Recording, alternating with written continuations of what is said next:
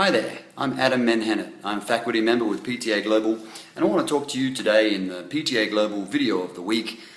I want to talk about the ITB. I want to talk about problems that we get with our ITB, and are they ITB problems? Now, what's the ITB? Well, iliotibial band. So it tells you a bit about where it is to start with. It goes from the hip to just below the knee, iliotibial, okay?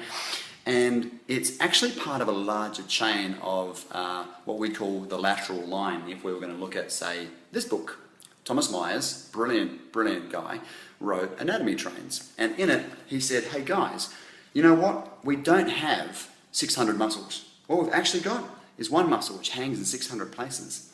And one of them that we're looking at today involves the ITB. In fact, a few of them do. This one's called the lateral line, it's chapter 5.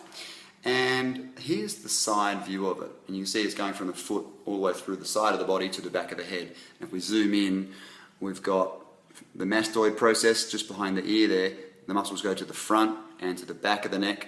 And then it becomes all of the muscles on the outside of the ribs, all of the muscles on the inside of the ribs, keeps coming down here and becomes, instead of many different sort of shoelace crosshatch type arrangements up here, it comes down into one sort of stream, and there's our puppy right there. That's where the rubber hits the road for most people, and that's where the pain is felt, just here.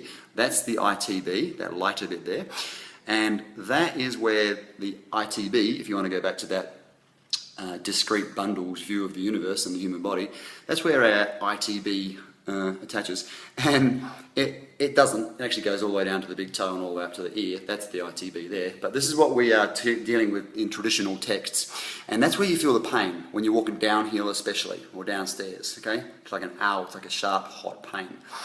And traditionally, what we've said is to foam roll this area. And if you haven't heard of what that means, you get on something like this. This is a rubber, a nice rubber one. And this is a great product by Trigger Point, and they are really good at what they do, and these are an excellent tool. But just be under no illusion, foam rolling, or that's not a foam roller, that's a grid, but using some kind of roller, you could use a Viper back here in the background, you could use a tennis ball or a basketball or a broomstick. Some kind of massage on the ITB is like massaging a brick.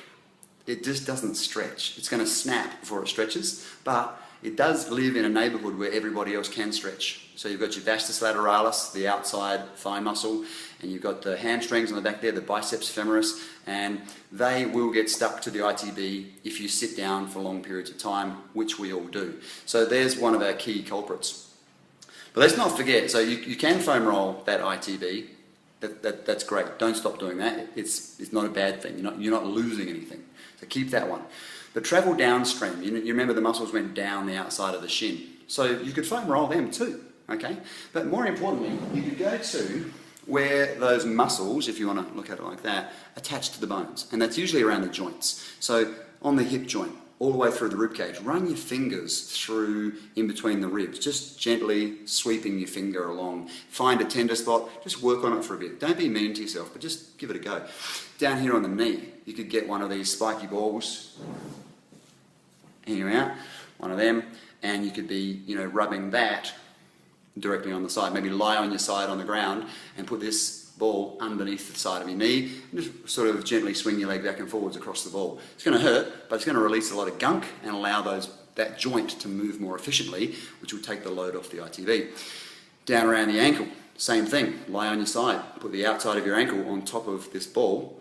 Okay, so you're pressing down on the ball with your outside of your ankle, and just roll it a bit. And then even just when you're at work, take this with you, put it under your desk, put your foot on top of it. This is a pretty hard ball. It's harder than a tennis ball. It's really hard to squash. And it really is quite effective. Every time I fly internationally, I will take 2 of these with me, and I put them behind my head and behind my back and underneath my hamstrings. And it really is an effective way of promoting blood flow, oxygen in, waste products out. It feels good, which is not to be underrated. But putting this under your desk and just rolling your foot across the top of it all day, brilliant.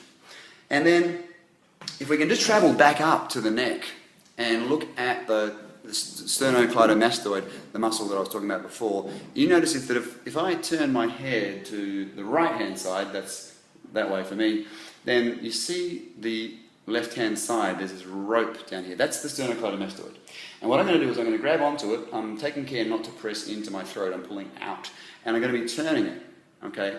And like a key in a lock. Turning, turning, turning, okay? And just giving it a good squeeze, just like what you think a physio or a massage therapist would do. Don't try and rip your own neck off. And then when I've spent about 10, 20 seconds there, I can move up to the middle, turn the head again to make it easy to find, grab on, turn back to your front, and that will relax the muscle. And you can give it a bit more release. And then do another 10 or 20 seconds at the top there as well. And what you've just done is you have gone directly to one of the strongest muscles in the sort of neck region. And you've taken a muscle which traditionally we now use for this on our computers, right? We're really forward, and this point came closer to this point. You've relaxed it, and it's allowed to lengthen and bring the head back on top of the body. And so suddenly the heaviest part of the body per cubic inch is allowed to sit back and stack on top of the thoracic spine, stack on top of the entire spine.